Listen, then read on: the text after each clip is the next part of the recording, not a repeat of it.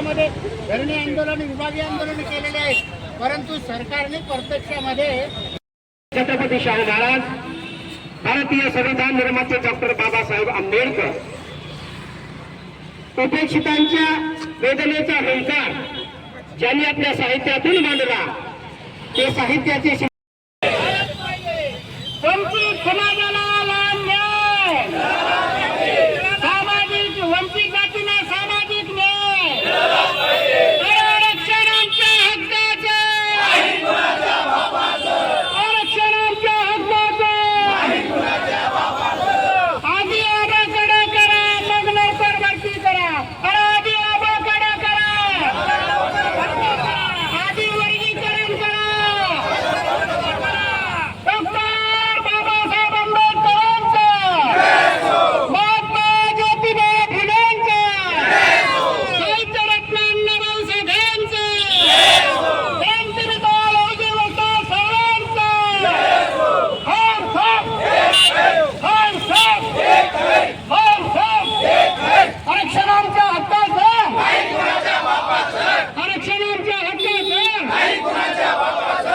आता मी काय होण्याच्या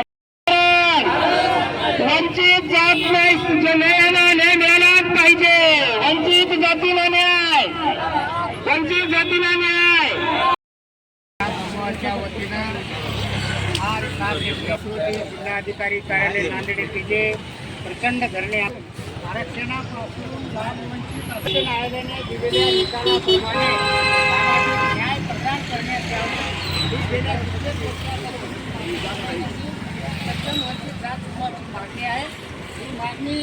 मध्ये उपवर्गीकरण व्हावं, यासाठी आपल्या प्राणाची आहुती देणारे स्वर्गीय संजयभाऊ ताकतोडे अनुसूचित जाती अंतर्गत उपवर्गीकरण या महाराष्ट्रामध्ये लागू व्हावं, यासाठी मातंग समाजाच्या कार्यकर्त्याची समाजाची भावना अत्यंत तीव्र आहे आणि त्या माध्यमातून हा निर्णय तातडीने या महाराष्ट्रात लागू करावा, या दृष्टिकोनातून एक दिवसीय धरणे आंदोलन या ठिकाणी समाजाच्या वतीने करण्यात आले. मुद्दा असा आहे की गेल्या 30-40 वर्षापासून समाजाची एकमुखी मागणी होती या महाराष्ट्रामध्ये अनुसूचित जाती अंतर्गत उपवर्गीकरण झालं पाहिजे, परंतु ही मागणी गेल्या अनेक वर्षापासून होत असताना शासनाने मध्यंतरी नवजू साळवे आयोग नेमला. त्याचा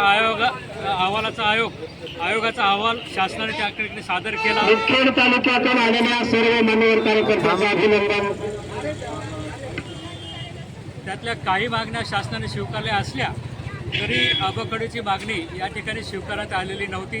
मीनवाईल मधल्या दरम्यान या ठिकाणी सुप्रीम कोर्टानं 1 ऑगस्ट 2024ला या ठिकाणी सुप्रीम कोर्टानं निर्णय घेतला आणि त्यांनी सांगितले की अनुसूचित जातीचं वर्गीकरण उपवर्गीकरण या देशामध्ये लागू झालं पाहिजे, अशा पद्धतीचा निर्णय दिला आणि त्या राज्यावरती त्या ठिकाणी जबाबदारी टाकण्यात आली.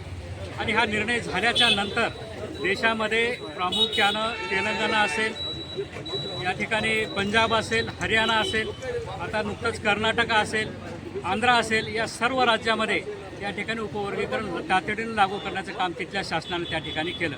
परंतु दुर्दैवानं महाराष्ट्रामध्ये जो की आपण या ठिकाणी सांगून घेतो की हा पुरोगामी विचाराचा महाराष्ट्र आहे, परंतु दुर्दैवानं अजूनही या ठिकाणी उपवर्गीकरणाचा निर्णय या ठिकाणी महाराष्ट्रामध्ये झालेला नाही.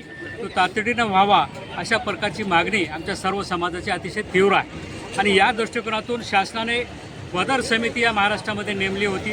बदर समितीनं आपला अभ्यासपूर्ण अहवाल शासनाकडे या ठिकाणी सादर केला, परंतु हे सादर अहवाल झाल्यानंतर देखील या ठिकाणी शासनानं परत एक उपसमिती त्या ठिकाणी नेमण्याचं काम केलं. अग्रवाल या सचिव स्तरीय एक समिती त्यांनी या ठिकाणी नेमलं आणि त्याला 1 महिन्याचा कालावधी दिला. 1 महिन्याच्या कालावधीमध्ये या अनुसूचित जाती अंतर्गत येणाऱ्या सर्व जातींचं काय म्हणणं आहे हे ऐकून आम्हाला तातडीने 1 महिन्यामध्ये अहवाल त्या ठिकाणी सादर करावा, अशा प्रकारचा निर्णय शासनाने या ठिकाणी घेतलेला आहे. निश्चितच हा खरं म्हणजे या अहवालमध्ये या ठिकाणी जी एक समिती नेमलेली आहे, खरं म्हणजे याची गरज नव्हती. बदर समितीने अतिशय अभ्यासपूर्ण अहवाल या ठिकाणी शासनाला दिलेला होता, परंतु काही जरी असलं तरी हा निर्णय तातडीने या ठिकाणी लागू करावा अशा प्रकारची आमची भावना आहे.